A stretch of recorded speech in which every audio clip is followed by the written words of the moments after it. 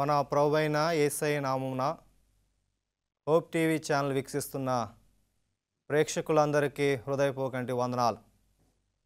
మరొక్కసారి మన యొక్క ధ్యాన వాక్యముల కొరకు మనము సిద్ధపడి ఉన్నాం కనుక దేవుని కోసము నేనేం చేయాలి అనే శీర్షిక భాగంలో నుంచి సత్యమును ప్రకటించాలి.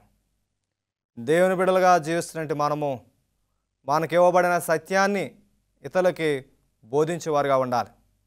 సత్యాన్ని ప్రకటించటము అంత సులువైన పని కాదు. ఈ లోకంలో ఎన్నో పనులు ఉన్నాయి, ఎన్నో మాటలు మనం చెప్పగలము. సత్యం చెప్పేటప్పటికి వచ్చేటప్పటికి ప్రతి ఒక్కరూ వెనకడుగేస్తారు. ఎందుకంటే సత్యం చెప్పడానికి ఎవరికీ ధైర్యం చాలదు. ఏమో నేను సత్యం చెప్తే నన్ను వెలేస్తారేమో అని భయపడతారు. అయితే దేవుని యొక్క వాక్యము మనకి ఈ విధంగా బోధిస్తుంది. ప్రియ దేవుని బిడ్డలారా, మన పరిశుద్ధ లేఖన భాగం నుండి కీర్తన గ్రంథము 119 అధ్యాయము 130 వచనాన్ని మనం చదువుకుందాం.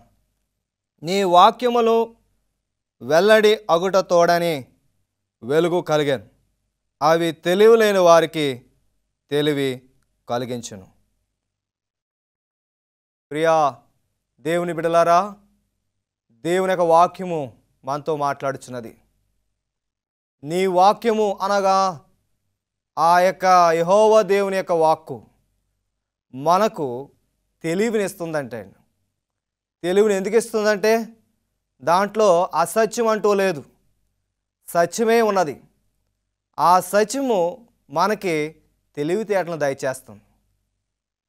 దేవుని బిడ్డలుగా జీవిస్తున్నట్టు మనము ఈ చివరి దినాల్లో ఉన్నట్టు మనము ప్రపంచం అంతా అసత్యం చేత నింపబడి ఉన్నది.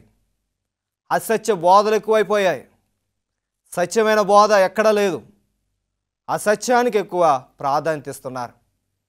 ఏ బోధ అయితే వారికి వినసొంపుగా ఉంటుందో, ఏ బోధ అయితే వారికి బాగుంటుందో ఆ బోధనే ఇష్టపడుతున్నారు. సత్యాన్ని ఒకసారి మనం ప్రకటించేటప్పటికి ప్రతి ఒక్కరిలో కోపం, ద్వేషం మొదలవుతుంది. దీనికి వాక్యాన్ని మనం చదువుకుని ఉన్నాం. కీర్తన గ్రంథం 119 అధ్యాయం 130 వచనంలో ఈ మాట మనం చదివి ఉన్నాం. ఆయన వాక్యము మనకు తెలివితేటలను దయచేస్తుంది, జ్ఞానాన్ని ఇస్తుంది. అసత్యంలో ఉన్న వారిని జ్ఞాన మార్గంలో నడిపించడానికి, సత్యమైన మార్గంలో నడిపించడానికి అదెంతో మనకి సహాయపడుచున్నది. ప్రియ దేవుని బిడ్డలారా, మన ఆది చరిత్రలో మనం గమనించినట్లయితే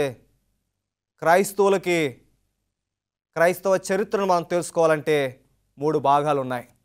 మొదటి భాగం మనం చూసినట్లయితే ఆది క్రైస్తవ విశ్వాసులు. రెండవ క్రైస్తవ విశ్వాసులు మనం చూసినట్లయితే మోడర్న్ క్రిస్టియన్ అంటారు. ఈ మోడర్న్ క్రిస్టియన్లో మనం చూసినప్పుడు వారి జీవితాలు అసత్యం చేత నింపబడిన క్రైస్తవులు కొంతమంది ఉన్నారు. ప్రాచీన క్రైస్తవులైతే సత్యంలోనే నడిచారు. వారి యొక్క పునాది సత్యమే. రెండో మార్గంలోకి వచ్చేటప్పటికి, రెండవ క్రైస్తవంలోకి వచ్చేటప్పటికి ఆ క్రైస్తవుల యొక్క జీవితము మధ్యయుగ చరిత్ర, మధ్యయుగ క్రైస్తవ చరిత్రకు వచ్చేటప్పటికి వారికి విశ్వాసము కొంచెం సన్నగిలిపోయి ఉన్నది. మోడర్న్ క్రైస్తవులు అనగా ప్రస్తుత కాలంలో క్రైస్తవులను మనం చూసినట్లయితే వారిలో సత్యము లేదు, అసత్యమైన బోధను వారు బోధిస్తున్నారు. ప్రియా దేవుని బిడ్డలారా, క్రీస్తు మనల్ని పిలుస్తున్నాడు, సత్య మార్గంలో నడిపించబడండి అని. మనందరికీ తెలిసిన ప్రాముఖ్యమైన వ్యక్తిని మీతో చెప్పాలని నేను ఆశపడుచున్నాను. జాన్ విక్లిఫ్ అనే ఆయన సత్యం కోసం నిలబడ్డాడు. ఇంగ్లాండ్ ఆక్స్ఫర్డ్ యూనివర్సిటీలో అతడు విశ్వవిద్యాలయంలో పట్టాభద్రుడై ఉన్నతమైన స్థితికి ఎదిగి ఉన్నాడు. ఆయన్ని ఆ రోజుల్లో మార్నింగ్ స్టార్ అని పిలిచేవారు. వేకువ చుక్క కాంతిస్తూ ఆయన యొక్క వాక్యము కూడా, ఆయన సత్యం కూడా ప్రకాశిస్తూ ఉండేదని జనాలు అనుకుంటూ ఉండేవారు. ఆయనకు ఒక ప్రాముఖ్యత ఉండేది. ఆయన ఎప్పుడైతే పరిశుద్ధ గ్రంథాన్ని చదవటం మొదలుపెట్టి ఉన్నాడో పోపు మతస్థులను ఎదుర్కొన్నాడు. ఆ పోపుల కింద ఉన్నంటే బిషపుల్ని ఎదురించాడు. వారు బోధిస్తున్న బోధలను, వారు చేస్తున్న కార్యాలను, విగ్రహారాధనలను విసర్జించి అవి అసత్యమని వారికి ముక్కుసూటిగా మాట్లాడిన వ్యక్తులు ఎవరైనా ఉన్నారంటే అది జాన్ విక్లిఫ్ గారే. యవన కాలంలో ప్రతి ఒక్కరిని ఆకర్షించుకున్నాడు సత్యము చేత. ఎంతోమంది యవనస్తులు ఆయన వెంటే వచ్చారు. అనేక మంది ఫాలోవర్స్ ఆయన వెనకాలే ఉన్నారు. దేనికోసమో ప్రియ దేవుని బిడ్డలారా, వారు కేవలము ఆయన ఒక్కడ మాత్రమే ఆ కాలంలో సువార్తను ప్రకటిస్తున్నారు, సత్యమైన సువార్తను. ఆయన 15వ శతాబ్దంలో ఒక బలమైన సత్య సువార్తను ప్రకటించడంలో బలమైన సాధనంగా వాడబడ్డాడు. ప్రియ దేవుని బిడ్డలారా, ఆయన జీవిస్తున్న కాలంలో అటు పోపు భయపడ్డాడు, బిషపులు భయపడ్డారు. ఎందుకు చేతనో తెలుసండి? ఇతని దగ్గర ఉన్న సత్యం. ఆ సత్యం ఎప్పుడైతే అతని దగ్గర ఉన్నదో, ఆ సత్యాన్ని బోధిస్తున్నప్పుడు పోపులు చేస్తున్న తప్పులు బయటపడుతుండేవి. ఆ పోపుల కింద ఉన్నంటి బిషపుల యొక్క కార్యాలు, వారు చేస్తున్న పనులు వారికి భయం కలిగేవి. బైబిల్లో ఉన్నది యథార్థంగా చెప్పడం మొదలుపెట్టాడు. ఆశ్చర్యమైన విషయం ఏంటంటే, అతన్ని అనేక సార్లు చంపాలని ప్రయత్నం చేశారు, కానీ అతను నిలబడిన సత్యం కొరకు నిలబడినందుకు ఒక్కరు కూడా అతని మీద చేయలేకపోయారు. దేవునికి స్తోత్రం కలుగునుగాక. ఎంతో గొప్ప ఉన్నతమైన పని జాన్ విక్లిఫ్ చేస్తున్నాడు. పరిశుద్ధ గ్రంథాన్ని సున్నంగా చదివి ఉన్నాడు. ఆనాటి కాలంలో ఉన్న గ్రీక్ బైబిల్ని, లాటిన్ బైబిల్ని అర్థం చేసుకుని, వాటిని అవగాహన చేసుకుని ఇంగ్లీష్ భాషలోకి తర్జుమా చేసిన వ్యక్తి జాన్ విక్లిఫ్ గారు. ఆయన ఆ రోజుల్లో నేర్చుకున్న భాషలు హీబ్రూ, గ్రీక్, లాటిన్ భాషలు చాలా ప్రాముఖ్యమైన భాషలు ఆ రోజుల్లో. ఈ 3 భాషలు నేర్చుకుని సువార్తను ప్రకటించడం మొదలుపెట్టాడు. ఎందరో అతనికి ఆకర్షించబడ్డారు, కేవలము అతని దగ్గర ఉన్న సత్యం కొరకు. అతని దగ్గర ఉన్న సత్యాన్ని బట్టి వేల కొలది ఆయన వైపు తిరిగి ఉన్నారు. ఆ రోజుల్లో ఎవరు బైబిల్ చదవటం వీలు లేదు. ఎవరైనా బైబిల్ చదవాలని ఒక దరిద్రుడు కనుక బైబిల్ తీశాడంటే వాడికి ఉన్నంటి ఆస్తుల్ని మరి పోపులు అధికారంలోకి తీసుకునేవారు. ఒక రైతు బిడ్డ కనుక బైబిల్ చదివితే ఆ వ్యక్తికి ఎటువంటి అవకాశం లేవు. ఒక మరి చదువుకున్నవాడైనా సరే బైబిల్ తీయటానికి ఎంత మాత్రం లేదు. గమనించండి ప్రియ దేవుని బిడ్డలారా, జాన్ విక్లిఫ్ సువార్త అనేక మందిని మార్పు చెందేలా చేసింది. ప్రపంచంలో ఉన్నంటే ఇంగ్లాండ్లో ఉన్న ప్రతి మానవుల్ని ఆకర్షించుకుంది ఆయన సత్యము. ఈరోజు దేవుని యొక్క సత్యము ఎవరిని ఆకర్షించుకోవట్లేదు. ఆ సత్యమే జనాల్ని ఆకర్షించుకుంటుంది. దేవుని ఆలయాల్లో బోధిస్తున్న బోధకుల యొక్క అసత్యానికి వేల కొలది మంది వచ్చేస్తున్నారు. బైబిల్లో లేని విషయాలను చెప్తున్నారు. బైబిల్లో ఉన్నది వారు ప్రకటించట్లేదు. వారికి ఏది అనుకూలంగా ఉంటుందో, ఏ బోధ అయితే వారికి ఇష్టంగా అనిపిస్తుందో అదే ప్రకటన చేస్తున్నారు. దానికే వారు ఆకర్షితులవుతున్నారు. పరిశుద్ధ గ్రంథాన్ని మరొకసారి చదువుకుందాం. యోహాను సువార్త 17వ అధ్యాయం 17వ వచనంలో, సత్యమందు వారిని ప్రతిష్ఠ చేయము, నీ వాక్యమే సత్యం. మన జీవితాల్లో వాక్యము చేత ప్రతిష్ఠించబడాలి. ఆ వాక్యమే మన సత్య మార్గంలోకి నడిపిస్తుంది. సత్యంలో ఉన్నవారు దేనికి భయపడరు. అసత్యంలో ఉన్న వారికి ఎప్పుడు భయంతోనే ఉంటారు. ప్రియా దేవుని విశ్వాసులారా, దేవుని బిడలారా, మేము వాళ్ళందరినీ వాక్య రూపంగా మాట్లాడుచున్నాను. ఇవి నా మాటలు కాదు, పరిశుద్ధ గ్రంథంలో ఉన్నటి మాటల్ని మీతో ప్రకటిస్తున్నాను. ఈ మాటలు విన్నప్పుడు నా జీవితంలో ఎన్నో ఆసక్తికర విషయాలు చూపించాయి. నా హృదయం ప్రేరేపించబడింది, వాక్యం చేత ప్రేరేపించబడింది. లోకస్తులు చెప్పే మాటలు కాదు. ఎందరో ఉన్నారు ఈ లోకంలో, ప్రపంచంలో గొప్ప గొప్ప బోధకులు. వారు బోధలు ఏవి ఆకట్టుకోలేదు. దేవుని వాక్యమే మనల్ని ఆకట్టుకుంటుంది. పరిశుద్ధ గ్రంథాలు మనం చూసినప్పుడు అనేకమైన వాక్యాలు సత్యం గురించి మాట్లాడుతున్నాయి. ఏ సత్యం అంటే యథార్థతో కూడినట్టు వాక్యం. బిడలగా జీవిస్తున్నట్టు మనము, క్రైస్తవ బిడలగా ఉన్నట్టు మనము, యేసయ్య బాటలో నడుస్తున్నట్టు మనము మన జీవితము ఎవరికి సమర్పించుకుంటున్నాం? జాన్ విక్ బతుకున్నంత వరకు ఎవరునూ అతన్ని టచ్ చేయలేదు. చివరికి అతను చనిపోయిన తర్వాత మళ్ళీ అతను తిరిగి వచ్చేస్తాడేమో అని అతని యొక్క డెడ్ బాడీని కాల్చేసి ఒక నదిలో పడేశారు. చూసారా, వారికి విశ్వాసం అల్ప విశ్వాసులాలు. అతను ఒక సత్యాన్ని పట్టుకోలేదు, కానీ ఆ వ్యక్తి చనిపోయిన తర్వాత అతను బాడీని కాల్చేసి ఒక రివర్లో ఆ బూడిదను ఆ రివర్లో పడేశారు. అతనికి భయపడ్డారు, కానీ అతని సత్యానికి మాత్రం ఎవరునూ భయపడలేదు. ఎంత విచారం ప్రియమైన బిడ్డలారా! అతను చెప్పిన సత్యం వైపు వారు తిరగలేదు, అతని దేహం వైపు తిరిగారు. ఈరోజు అలాగే ఉన్నారు క్రైస్తవ విశ్వాసులందరూ. మనుషులకు భయపడుతున్నారు, మనుషుల యొక్క దేహాలకు భయపడుతున్నారు, సత్యానికి లోబడతలేదు, సత్యానికి భయపడి దాని ప్రకారం నడుచుకోవట్లేదు. పరిశుద్ధ గ్రంథాలు మనం చదువుకుందాం. దీని యొక్క వాక్యం అంతా ఇలా మాట్లాడుచున్నది. పరిశుద్ధ గ్రంథంలో యోహాను సువార్త 17వ అధ్యాయము 19వ వచనంలో ఈ మాట రాయబడి ఉన్నది. వారును సత్యమందు ప్రతిష్ఠ చేయబడినట్లు వారి కొరకే నన్ను ప్రతిష్ఠ చేసుకొనిచున్నాను. దేవుని బిడలగా మనల్ని మనం ప్రతిష్ఠించుకోవాలి కేవలం దేవుని వాక్యము చేత. యేసయ్య అంటున్న మాట, నేను నా తండ్రి యొక్క వాక్యము చేత, ఆయన వాక్కు చేతను ఏ విధంగా అయితే ప్రతిష్ఠించుకున్నానో మీరు నటి రీతిగా ప్రతిష్ఠించుకోండి. దేవుని వెంబడిస్తున్నట్టే మనము, క్రీస్తు బాటలో నడుస్తున్నట్టే మనము మన జీవితాల్లో ఎప్పుడునూ క్రీస్తు బాటలో నడవటానికి ప్రయత్నం చేయాలి. గమనించండి ప్రియదేవుని బిడ్డలారా, నీవు ఎలాంటి వారు అయినా సరే, ఎలాంటి స్థితిలో ఉన్నప్పటికైనా సరే దేవుడు నిన్ను పిలుస్తున్నాడు సత్య మార్గంలో నడమని. అదే మనకి జీవాన్ని ఇస్తుంది. అందులో ఉన్నంత వరకు మనకి భయం లేదు, ఎప్పుడు ధైర్యంగా ఉజ్జీవంగా ఉంటాము. అలా ఉండాలంటే మన దినదినము పరిశుద్ధ గ్రంథంలో ఉన్న సత్యం వైపు మనం నడవాలి. దీని ఒక వాక్య విధంగా సెలవుస్తుంది ప్రియదేవుని బిడ్డలారా. పరిశుద్ధ లేఖన భాగాలు మరొకసారి మనం చదువుకుందాం. 2 కొరింథీయులు 13వ అధ్యాయము 8వ వచనంలో ఉన్న వాక్యాన్ని మనం చదువుదాం.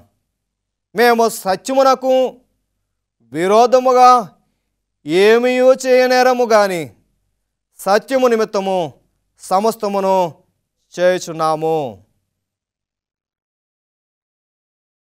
2 కొరింథీయులు 13వ అధ్యాయము 8వ వచనంలో ఉన్న వాక్యాన్ని మనం చదువుకున్నాము.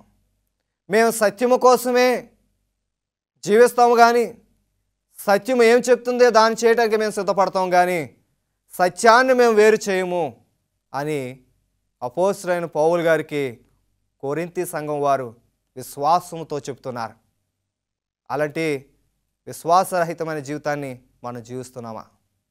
విశ్వాస యాత్రలో మనం కొనసాగుతున్నామా? విశ్వాసంలో మనం ముందుకెళ్తున్నామా? దేవుడు మనల్ని అడుగుచున్నాడు, మన విశ్వాసాన్ని పరీక్షిస్తున్నాడు. విశ్వాసులుగా మనం ఉన్నావా? జాన్ విక్లిఫ్ చనిపోయిన అనంతరము 19వ శతాబ్దంలో మరొక వ్యక్తి సత్యము కోసము నిలబడి ఉన్నాడు. అతని పేరు జాన్ హస్. ఈ జాన్ హస్ బొహమియా అనే పట్టణములో సంచరిస్తూ జాన్ విక్లిఫ్ ఏం చెప్పాడో, ఏ బోధన అయితే బోధించాడో ఆ బోధనను పట్టుకుని బొహిమా అదేవిధంగా పర్గు అనే పట్టణాలకి సంచరించి సువార్తను ప్రకటించారు. నిజ జీవితంలో నువ్వు ఎలాగున్నావు? జాన్ హస్ వలె నీ జీవితము బలమైన విశ్వాసగా నీవు జీవిస్తున్నావా? ఎప్పుడో బోధించిన ఆ బోధలను, జాన్ విక్లిఫ్ బోధించిన బోధలను తిరిగి జాన్ హస్ గారు తీసుకుని ప్రకటించడం మొదలుపెట్టాడు. మళ్ళీ ఇంతవరకు ఆ సత్యం ప్రకటించబడలేదు. ఎప్పుడో 15వ శతాబ్దంలో బోధించబడిన ఆ సువార్త మళ్ళీ 19వ శతాబ్దంలో జాన్ హస్ ద్వారా మళ్ళీ పునర్నిర్మించబడింది, తిరిగి లేపబడింది ఆ సత్యం. అంతవరకు అది సమాధి చేయబడింది. ఆ సత్యం మళ్ళీ జాన్ హస్ ద్వారా తిరిగి లేపబడింది. ప్రియదేవుని బిడ్డలారా, గమనించండి, ఒకడు సత్యాన్ని ఆపుదామని చూసినా దానికి చావు లేదు. మనుషుల కన్నా మరణం ఉన్నదేమో కానీ దేవుని యొక్క సత్యవాక్యులకు, దేవుని యొక్క సత్యవాక్యమునకు ఏ మాత్రమునో చావలేదు. అది ఎప్పుడూ జీవిస్తూనే ఉంటుంది. ఒకడు ఆబ్దమన్న చూసినా అది ఆగిపోయేది కాదు. అబద్ధమైనా ఆగిపోతుందేమో కానీ సత్యము ఏ మాత్రమును ఆగిపోదు, అది కొనసాగుతూనే ఉంటుంది. జాన్ హస్ అనేక పట్టణాలకు వెళ్ళి సువార్తను ప్రకటించాడు. అతను సువార్తను ప్రకటిస్తున్నప్పుడు మళ్ళీ ఈ పోపు మతస్థులకు, ఈ పోపుల సామ్రాజ్యంలో ఉన్నంటే సైన్యులకు ఎంతో భయం వేసింది. ఏదో రోజున అతను చంపాలని ప్రయత్నం చేశారు. ఒక దినాన్న అతడు క్రీస్తు కొరకు హతసాక్షి అయ్యాడు. క్రీస్తు కొరకు హతసాక్షి అయింది దేనికోసం అంటే దేవుని యొక్క సత్యమనే దానికోసము అతడు హతసాక్షి అయ్యాడు. ఈరోజు చాలామంది హతసాక్షులు అయ్యారని చెప్పుకుంటుంటారు, కానీ క్రీస్తు కొరకు హతసాక్షులు అవుతున్నారా? సత్యవాక్యము కోసము హతసాక్షులైన వారు ఎవరైనా ఉన్నారా? వేరే వేరే కారణాల చేత వారు చనిపోతున్నారు. కానీ ఆ రోజుల్లో దేవుని యొక్క సత్యవాక్యము కోసము హతసాక్షులైన వారిలో జాన్ హస్ ఎంతో నమ్మకమైన విశ్వాసి. యవన ప్రాయంలోనే తన జీవితాన్ని సత్యము కోసము ప్రతిష్ఠించుకున్నాడు. ప్రియ యవన బిడ్డలు, పెద్దవారు, ప్రతి ఒక్కరూ, సంఘములో ఉన్న ప్రతి విశ్వాసి ఈ పాఠాన్ని నేర్చుకోవాలి. నేను దేవుని బిడ్డగా ఉన్నప్పుడు, వాక్యాన్ని పట్టుకున్నప్పుడు, వాక్యాన్ని చదువుతున్నప్పుడు నేను ఏ విధంగా నా యొక్క సత్యము నాలో నేను ప్రతిష్ఠించుకుంటున్నానా? నేను విన్న సత్యాన్ని ఒక చెవితో విని ఇంకో చెవితో విడిచిపెట్టేస్తున్నానేమో. ఆ సత్యాన్ని నా హృదయంలో ప్రతిష్ఠించుకుంటున్నానా లేదా? ఒక్కసారి విశ్వాసులుగా మనం ఒక్కసారి జ్ఞాపకం చేసుకోవాలి. మనం చివరి దినాల్లో జీవిస్తున్నాం. అంతా గలిబిలిగా ఉంది ఈ ప్రపంచమంతా. ఏ బోధ కరెక్టో, ఏ బోధ రాంగో తెలియని పరిస్థితిలో మనం ఉన్నాం. ఏ బోధ సరైనది కాదో పరిశీలన చేసుకునేంత తరుణం కూడా మనకు లేదు. దినములు ఎంతో భయంకరంగా ఉన్నాయి. దేనికి వాక్యం చదివే ఒక్క అవకాశం కూడా లేని రోజులు రాబోతున్నాయి. కాబట్టి ప్రియదేని బిడ్డలారా, మనకిచ్చిన ఈ సమయంలోనే మన యొక్క వినబడిన వాక్యాన్ని మన హృదయంలోకి ప్రతిష్ఠించుకోవడానికి ప్రయత్నం చేయాలి. దేనికి వాక్యం అని మనం చదువుకుందాం. పరిశుద్ధ లేఖన భాగాల్ని మనం పరిశీలన చేద్దాం. యోహాను సువార్త 18వ అధ్యాయము 37, 38 వచనాలు మనం చూసినట్లయితే, ప్రభువైన యేసుక్రీస్తు ప్రభువాన్ని పిలాతు ప్రశ్న చేశాడు, నీవు రాజువా అని ఆయనను అడగగా, యేసు, నీవన్నట్లే నేను రాజుని, సత్యమును గూర్చి సాక్ష్యమిచ్చుటకు నేను పుట్టి తిని, లోకమునకు వచ్చి తిని, సత్య సంబంధమైన ప్రతి మాట నేను విన్నాను. దేవుని బిడలారా, ప్రభువంటి యేసుక్రీస్తు ప్రభువారు ఆ యొక్క న్యాయ పీఠం ఎదుట ఉన్నప్పుడు పిలాతు అడుగుతున్నాడు. ఏమని అడుగుతున్నాడు? నీవు రాజువా అని అడిగాడు. అందుకు యేసు ఏమన్నారో తెలుసండి? నేను రాజు పరిపాలన చేయడానికి లోకానికి రాలేదు, నేను సత్యము కోసం పుట్టి తిని సత్య సంబంధుల వైపే నేను ఉంటానని చెప్తున్నారు ఆయన. మన దేవుడు, మన యేసుక్రీస్తు ప్రభువారు లోకరక్షకుడు, ఈ లోకాన్ని పరిపాలన చేస్తున్నట్టు ఆయన ఎవరి సంబంధం తెలుసండి? సత్య మార్గంలో నడిచిన వారి యొక్క సంబంధం ఉన్నాడు. ఒకవేళ నేను క్రీస్తుకు సత్య సంబంధం అయితే నా పక్షాన ఉంటాడు. ఒకవేళ మీరు క్రీస్తుకు సత్యవాక్యానికి లోబడి సత్యం బాటలో మీరు నడిస్తే మీ పక్షాన ఆయన ఉంటాడు. గమనించండి ప్రియదేని బిడ్డలారా, నీవు నమ్ముకున్న యేసయ్య, నేను నమ్ముకున్న యేసయ్య నీలో నుంచి నాలో నుంచి కోరుకునేది ఏంటంటే, నీ విన్న సత్యాన్ని నీ హృదయంలో ప్రతిష్ఠించుకుంటున్నావా లేదా? దేవుని బిడలు జాన్ విక్లిప్ కానీ జాన్ హస్ కానీ వీరు దేవుని వాక్యం విన్నప్పుడు దాన్ని ప్రతిష్ఠించుకుని ఇతరులకు బోధించారు. మనం ఎలా ఉన్నాం? మన జీవితం ఎలా ఉన్నది? మన జీవిత వైఖరి ఎలా ఉంది? మన లైఫ్ స్టైల్ ఈ దేని వైపు వెళ్తుంది? మన హృదయాలు ఎటువైపు వెళ్తున్నాయి? ఒక్కసారి మనల్ని మనం పరీక్షించుకుందాం, పరీక్ష చేసుకుందాం. నా హృదయాన్ని పరీక్షించుకుందాం. మీ హృదయాన్ని పరీక్షించుకోండి. అలా పరీక్షించుకుంటే దేవుడు మన పక్షాన ఉంటాడు.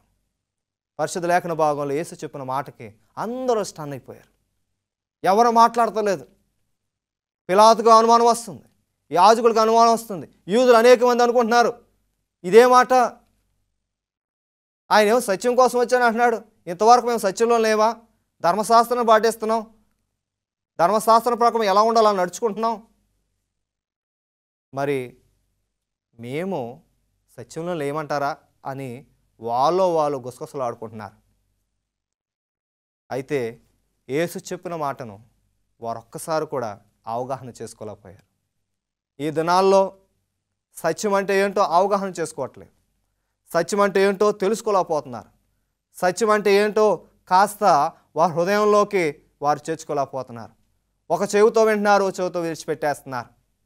ఎవరైనా అభినందిస్తున్నారు తప్ప ఒక దైవ సేవకుడు చెప్పిన బోధన విని అయ్యో మీరు చాలా సత్యాలు చెప్తున్నారండి, మీరు మర్మాలు చెప్తున్నారండి అంటున్నారు తప్ప అది ఎంతవరకు నా హృదయానికి వెళ్ళి దాన్ని నేను ప్రతిష్ఠించుకొని దాని ప్రకారం నేను జీవిస్తున్నాను అన్నది ఎవ్వరూ పరీక్షించుకోవట్లేదు. ఒకవేళ మీరు అలాగ ఉన్నట్లయితే ఈ వాక్యం చేత మనం మార్పు చెందుకోవాలి. పరిశుద్ధ వాక్యాన్ని మనం చదువుకుందాం. ఈ దినం ఎఫెసీ 4:25 వచనంలో ఉన్న వాక్యాన్ని మనం చూద్దాం. మనము ఒకరికొకరు అవయములై ఉన్నాము గనుక మీరు అబద్ధములాడుట మాని ప్రతివాడును తన పొరుగువానితో సత్యము మాట్లాడవలెను. దేవుని యొక్క వాక్యం ఈ విధంగా సెలవిస్తుంది. ప్రియ దేవుని బిడ్డలారా, మనం ఒకరితో ఒకరు మాట్లాడినప్పుడు అబద్ధములాడుట మాని సత్యమే మాట్లాడాలని దేవుని వాక్యము మనతో మాట్లాడుచున్నది. దేవుని వాక్యం విధంగా సెలవిస్తుంది. మనము సత్యమే మాట్లాడాలని, సత్యం కోసమే మనం జీవించాలని, సత్య బాటలోనే మనం నడవాలని దేవుని వాక్యం సెలవిస్తుంది. మన జీవితాలు ఎలా ఉన్నాయి? సత్యంలో నడుస్తున్నామా లేదా? అబద్ధం ఆడటం మాని సత్యం వైపు తిరగమని దేవుని వాక్యం మనతో మాట్లాడుతున్నది.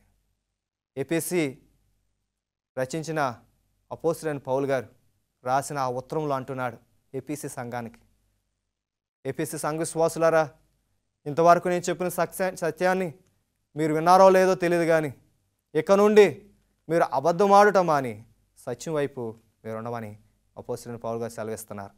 మనం కూడా నిజ జీవితంలో ఈ సత్యం అనే బాటలో మనం నడవడానికి ప్రయత్నించాలి. సత్యము వైపు మనం ఉంటే యేసయ్య మన వైపు ఉంటాడు. యేసయ్య బాటలో మనం నడిస్తే, యేసయ్య మార్గంలో మనం ఉంటే ఆ యేసయ్య మన పక్షం నుండి మనల్ని అంతం వరకు నడిపించడానికి ఆయన సిద్ధంగా ఉన్నాడు. గమనించండి, చివరి దినాల్లో మనం జీవిస్తున్నాం. ఇక ఆ సత్యమే ఈ రోజుల్లో నడుస్తుంది. సత్యం ఎక్కడా బయలుపరచబడతలేదు. ఒక 20% సత్యం ఉన్నది ఈ ప్రపంచం అంతటా. ఎక్కువ శాతం 80% ఆ సత్యం చేత ప్రజలు నింపబడుతున్నారు. ఒకవేళ గనక మీరు గనక ఆ అసత్యమైన మార్గంలో నడిస్తే, వాక్యానికి సంబంధం లేని విషయాలు మీరు వింటే వాటిని దూరం చేయండి. అలా దూరం చేయటకు దేవుని సహాయం మనకు కావాలి. అలాంటి సహాయం కావాలంటే దేవుని ప్రార్థించాలి. ప్రార్థన పూర్వకంగా దేవుని అడగాలి. ప్రార్థన పూర్వకంగా దేవుని అడిగినప్పుడు మన దేవుడు మన పక్షం నుండి మనతో మాట్లాడతాడు. అటు రీతిగా జీవించుటకు దేవుని యొక్క సహాయము మనకు తోడుగా ఉండి మనల్ని నడిపించునుగాక. ఆమేన్.